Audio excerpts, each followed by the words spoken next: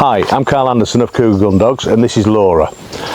Laura's going to ask us some questions today. We get lots of questions sent in on a daily basis and phone calls and just general. We try and answer as many as we can, but we can't. So we thought what we're going to do, we've done this before, we're going to get down to some of the questions and answer them the best we can. So Laura's going to ask the questions and I'll give a description the best I can of that scenario. But sometimes it's easier for us to actually see the dogs. Once we see the dogs and we're working with the dogs, we can give an honest opinion. When people ring up and say they've got a dog what's doing this, it's not always easy to address the exact problem, and what we don't want to do is give out the wrong advice, give someone the wrong advice.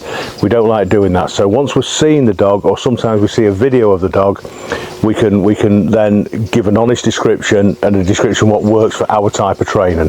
So we'll hand you over to Laura and she'll bring the questions out. So first question we've got is, do retired working dogs integrate well into being pets? Yeah.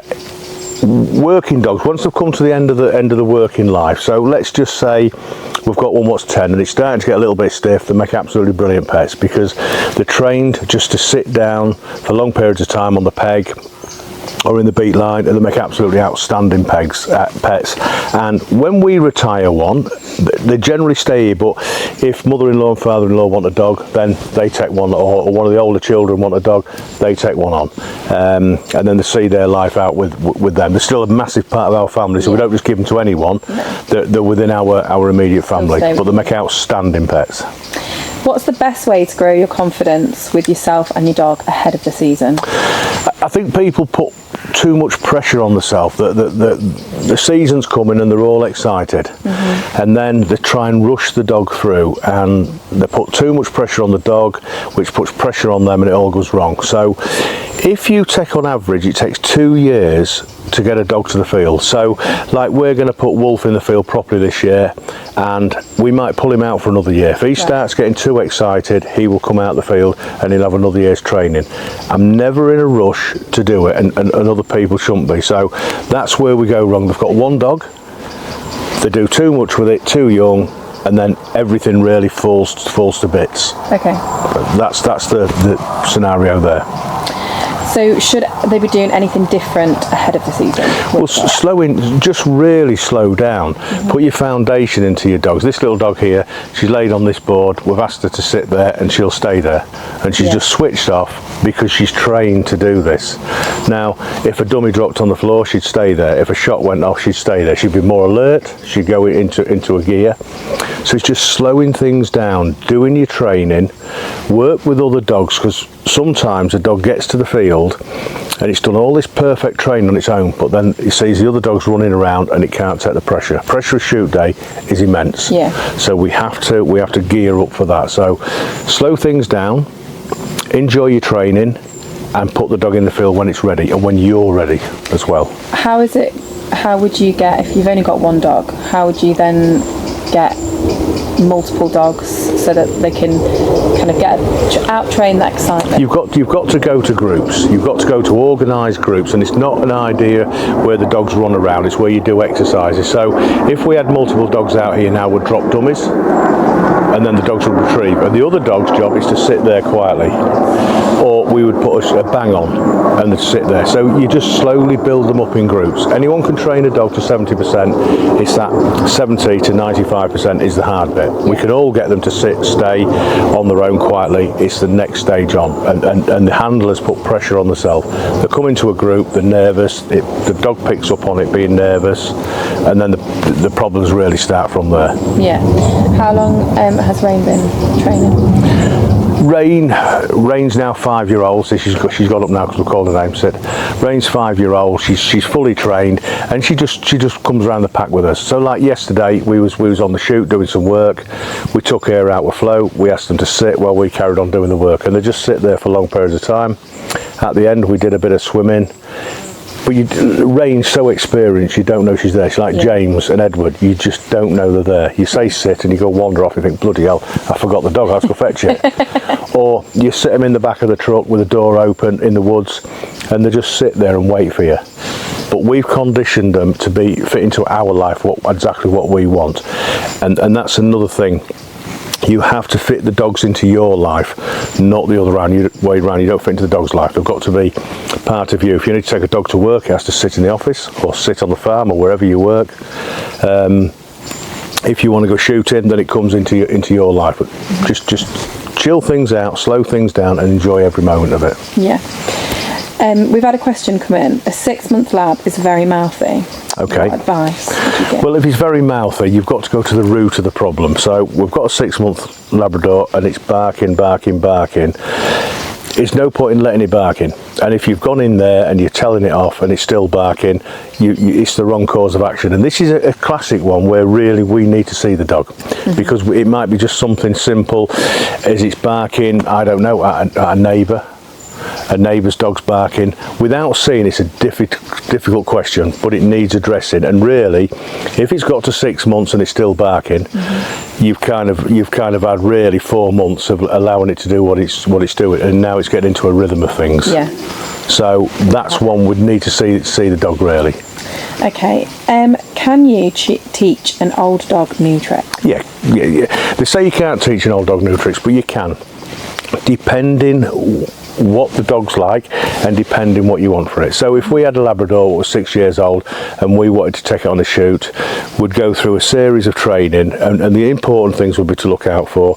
It's not aggressive towards other dogs. It's got all these 6 years of bad habits. It's not gun shy, which is a real perfect one. And then yes, you can treat it to do it, but you're not going to get the desires you've got from an 8-week-old puppy. Right. So you're going to do the best with it and make a real nice companion. Yeah, so you can, depending on what you want.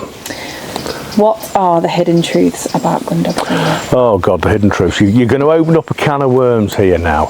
I don't really think there's that many hidden truths. I think it's a very close world. You've got the trialling world over there, which is one. Then you've got the working world. And the two don't particularly like each other, because the trialling dogs don't like the working dogs, and the working dogs think the trialling are stuck up. So you're breaking yourself to bits there. At the end of the day, it's training a dog, isn't it? And it's training a dog for your needs and not being competitive with everyone. Yeah. There's a lot of people out there say gun dogs get too much discipline. I don't think that's true. I think what happens is, I think people get a little bit stressed. They get themselves under pressure. The dog's not doing what they want because you're putting too much pressure on the dog. You're not training the dog right. You're training the dog too early. And then the wheels start to come off. If, again, it's going back. If you slow down and enjoy every step of the way, there shouldn't be any hidden truths. There's enough out there now on social media and all the platforms to see that things do work. Yeah. Gun dog trainers have got their own ways of taking a dog from an 8-week-old puppy right the way through without too many problems. Yeah. You'll always get a challenging dog. So is there any hidden truths? Not really. You know, and people will be saying that, oh my God, there is this happens, that happens. We know things happen in the working field, but they don't need to happen in this day and age. We know things happen in the trialling world that don't need to in this day and age. Yeah, that makes sense. Are gun dogs suitable for first-time owners? Yes. First-time dog owners. Gun dogs. Right, oh God, this is a really big question. Gun dogs are great dogs, whether you want them for a pet, working, competition, or a bit of everything. They make really good pets. They're very intelligent. And what I mean by that, they pick up good habits very fast. They pick up bad habits very fast. Now, when you get a puppy, and I've said this so many times, look where you're getting it from. Look at its parents, look where it's been socialised, and if it's been socialised and been brought up right, you've already got the good foundations. Yeah. When we went into COVID, everything was being bred with everything. Yeah. And things really went wrong. And we've got probably 15 years now of breeding them dogs out and really getting back into the breeding programs. Yeah. And I think people have realised that. It's took them quite a few years. You must do your homework when you get a puppy. Go to a respectable breeder, go through the kennel club, go through people you know, go through gamekeepers, registered breeders, check everything out. And then buy your puppy, and that's if you can get a puppy of that level. In the field trial worlds, generally you can't go in unless you mix them fields. The gun dog worlds, you can't. Good breeders generally don't advertise out there. The puppies are already spoken for before you're gone, and they're really the ones you want to be in for. Yeah. And then take it on its journey. You can now, in this day and age, you can buy puppies at a year old. So the foundation's in with you. Mm-hmm. We still call them puppies at a year old, and then you take them home, and they're adjusted to your life because you've worked with that dog maybe for 6 months, once a month. You've met it several times. You've adjusted the training for your lifestyle. Yeah. Obviously, that comes at a cost. Yeah. But then you've got something you can pick up and go and enjoy your life with it. Yeah. You know, we can do anything in this day and age. So the answer is yes, to make fabulous, fabulous pets. How much daily exercise does a Gundog need? Daily exercise, this is what's been talked about for a long time, a lot less than people think. It's what time you've got, really.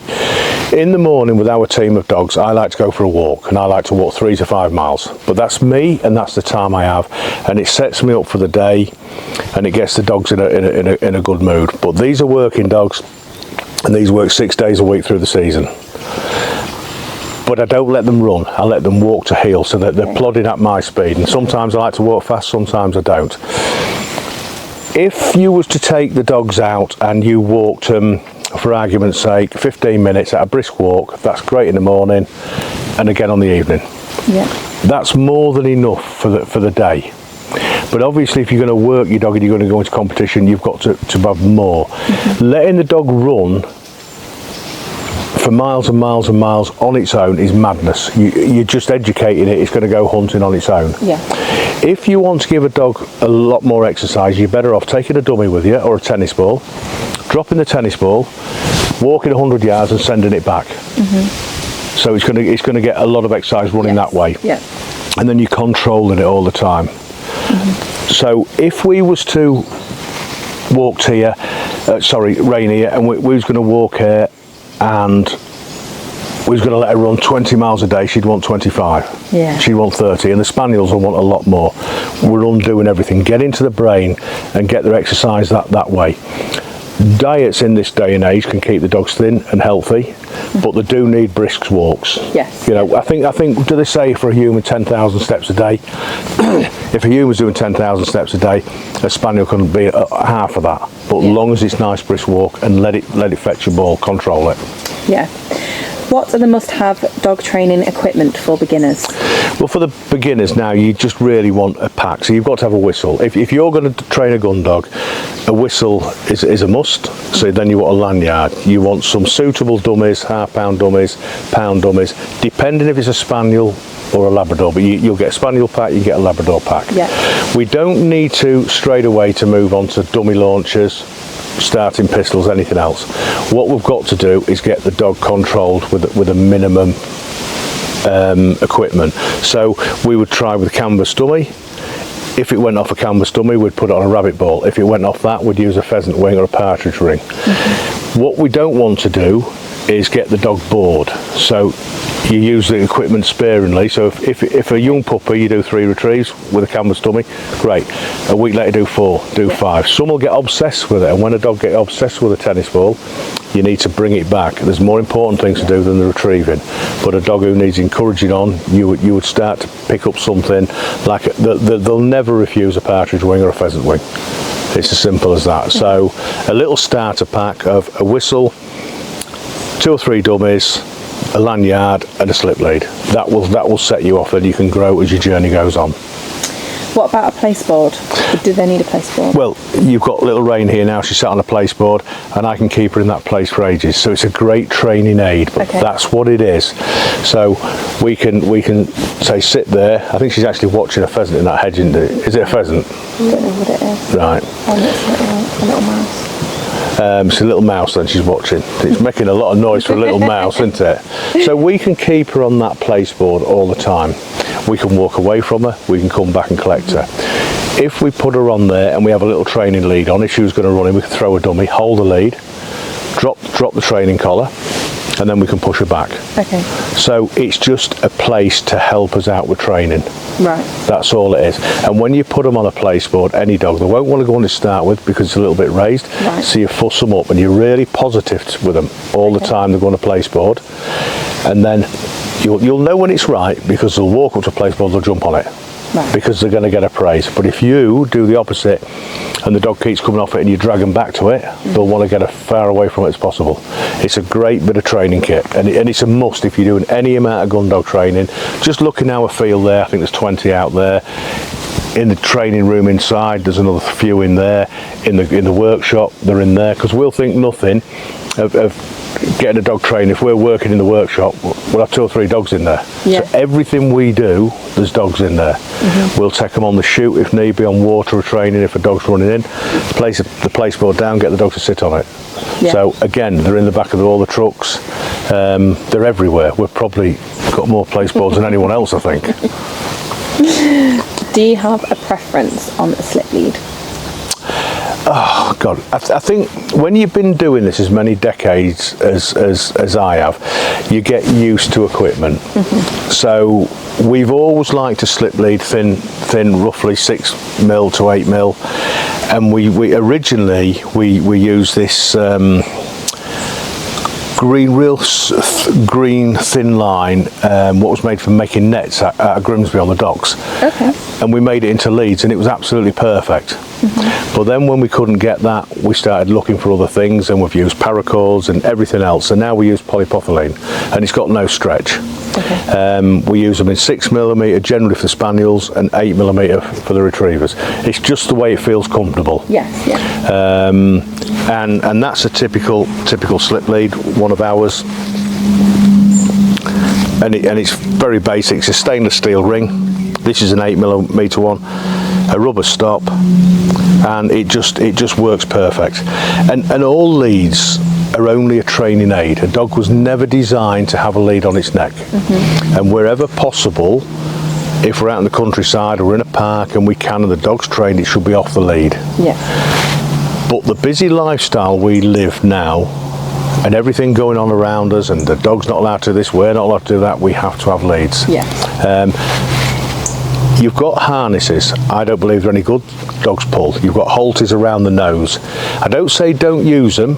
I don't like them, but there's times and places we have to use them. Yes, yeah. And we'll not go into that now, but you know, if you're in a situation you can't control that dog, you might have to put it on temporarily. Yeah. But then you've got to go back to training with the slip lead. If you've got a dog, a Gundog breed, and you can't get it to heel in a short space of time, and you're doing exactly the same thing, you need to go to a Gundog trainer who can sort that heel problem out. And if they can't help you out in a short space of time, you're going to the wrong person. Okay. And it's not with treats. It's not falling out with a dog. There's little things you can do with the right equipment what can bring the dog into line. So a slip lead every time. What's the difference between a leather and the fabric? Well, you've got the polypropylene and you've got the leather. We do the rolled leather ones. The leather one is just very nice. It's a stylish lead and it's lovely to take a dog on a walk. Yeah. It's still got no stretch. We've had it designed and manufactured to have no stretch in it. A stainless steel ring, and it slides loose off the dog's neck, so it's never tight. No. Unless the dog's pulling it. If you've got a dog and lead's pulling like that, any slip lead's tight. Yes. Yeah. So you've got to bring the dog in, but a leather one is designed to open up all the time. Okay. And so the dog just walks to you beautiful. But again, you've got to train the dog with the right equipment first. You know, the leather one is the same as the polypropylene one. It works perfectly, but you just got to know how to work it. Yeah. And we've done loads of videos on this, and I know there's some more videos coming out on heel. And heel, find a way what works for you, as long as you're seeing inroads, and it'll work at the end of the time. But don't try it once and say it's not working and move away from it and try something else. There's too much of that what goes on. Yeah. It's confusing for dogs as well, isn't it? Yeah. So we've answered some questions there the best we can. Remember, ideally we need to see the dog. Once we see the dog, we can work with it and we can tell you exactly. Without seeing a dog, it's very, very difficult. Basically, it's like ringing up the mechanic and saying, my car's making a strange noise, and you wanting an answer out of him. It doesn't work. But the minute he sees it, he'll have a rough idea how to fix it, or he'll certainly have a starting point, and that's the same with us. Once we see the behaviour and we get a little bit more information, there's things we can put in place to help anybody out, and then we've got the specialist equipment we can help us out to make the journey easier. It's like this little dog here. All the way through this video, she's just sat there. Laura thinks it's a mouse in there, but I can assure you it's a lot bigger than a mouse. I think it's a pheasant. You know, so maybe we have to get Laura just a little bit more educated in the countryside. So all the products we stock, they're on our shop. If you like what we use, then give them a look, check them out, and go from there. But thanks for watching, and we'll see you soon.